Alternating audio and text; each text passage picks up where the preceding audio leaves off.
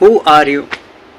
Literally అదే question. ఎక్కడికి వెళ్ళినా మన యాప్ వాడాలని చెప్పేసి అప్రూవల్స్ కోసం కొన్ని షాప్స్కి తిరుగుతున్నాను. కొంతమంది ఓకే చెప్పారు, కొంతమంది ఏమో చూద్దాం ఆలోచిద్దాం అన్నారు, కొంతమంది ఏమో లిటరల్లీ నో అన్నారు. నేను ఎస్ చెప్పిన దానికి కూడా పెద్ద ఎగ్జైట్ అవ్వలేదు. ఓకే అన్న వాళ్ళకి ఓకే ఐఎమ్ ఎగ్జైటెడ్ టు, వాళ్ళు కన్విన్స్ అవుతారు లేదా మనం చెప్పిన పాయింట్స్కి అని చెప్పేసి నేను ఆలోచిస్తున్నాను.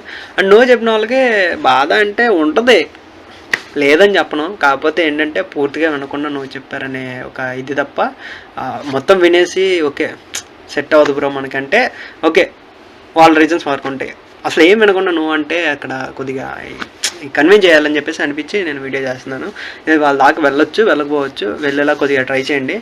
అండ్ ఏంటంటే ఇక్కడ మెయిన్ పాయింట్ ఏంటంటే కస్టమర్ మన యాప్లో నుండి ప్రోడక్ట్ చూసి రిటైలర్ ఎవరైతే యాప్లో ప్రోడక్ట్ పెడతారో అక్కడికి ఆర్డర్ చేస్తాడు. ఆర్డర్ చేస్తే అక్కడ మన పార్ట్నర్ ఏం చేసి డెలివరీ బాయ్ ద్వారా కస్టమర్కి అందిస్తారు. ఇక్కడ వరకు అందరూ తెలిసిందే, ఏ డెలివరీ యాప్ అయినా ఇదే మోడల్లో. దీని తర్వాత బిజినెస్ జరిగేది ఇక్కడ నుండి. కస్టమర్ 3 రకాలుగా పేమెంట్ చేస్తాడు. 1 ఆన్లైన్ చేస్తాడు, 2 ఆఫ్లైన్ చేస్తాడు, 3 ఆఫ్లైన్ ప్లస్ ఆన్లైన్ నాలాగా చేసేవాళ్ళు చాలామంది ఉంటారు. అయితే ఇంకోటి ఏంటంటే ఇక్కడ దీని తర్వాత జరిగిన ప్రాసెస్ రీటైలర్కి credit, retailer or shop owner or restaurant ఓనర్కి ఎలా క్రెడిట్ అవుతుంది, ఎలా క్రెడిట్ అవ్వాలి ఓకే ఆలోచిస్తున్నప్పుడు మిగతా బిజినెస్ మోడల్స్ ఏం చేస్తున్నాయి, లిటరల్లీ 14 days తీసుకుంటున్నాయి. 14 days అంటే చాలా చాలా చాలా ఎక్కువ. ఈ 14 daysని మనం ఎంత తక్కువలో కవర్ చేయగలం అని ఆలోచిస్తూ ఉంటే ఓకే మనకి తెలిసిందల్లా ఏంటంటే 14 days చేస్తున్నాయి, మనం 24 hours పెడదాం, 24 hoursలో చేయగలమా లేదా అనేది టార్గెట్ పెట్టుకుని ముందుకి యాప్ మోడల్ డిజైన్ చేసుకుంటూ ముందుకు వెళ్ళిపోయిన తర్వాత ఈ 24 hours కూడా నాకు చాలా ఎక్కువ అనిపించినాయి. ఇంకా ఈరోజు 10 to 10 బిజినెస్ జరిగితే నెక్స్ట్ డే పడతాయి. ఓకే నెక్స్ట్ డే పడతాయి కదా, ఓకే డన్ అనుకుని ముందుకెళ్ళాం.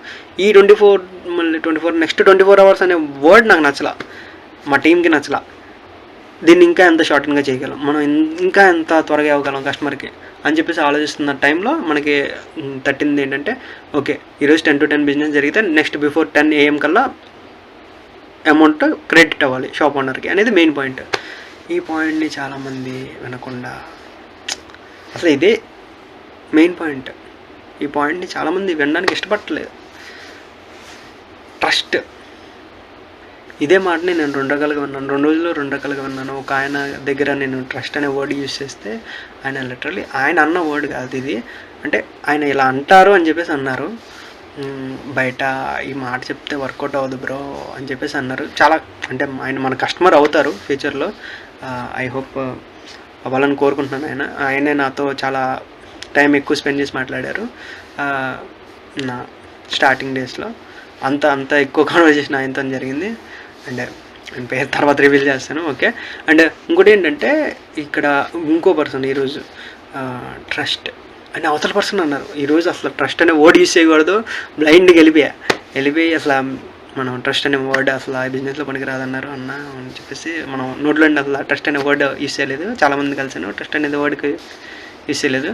అండ్ ఏంటంటే ఇక్కడ ఆయన అవతల ఓనరు ట్రస్ట్ అనేపాటికి I'm very okay, this is what we want. ఈ నమ్మకం ఉంటే మనం బిజినెస్ చేయగలం, నమ్మకం ఉండాలి బిజినెస్ మీద, నమ్మండి. లోకల్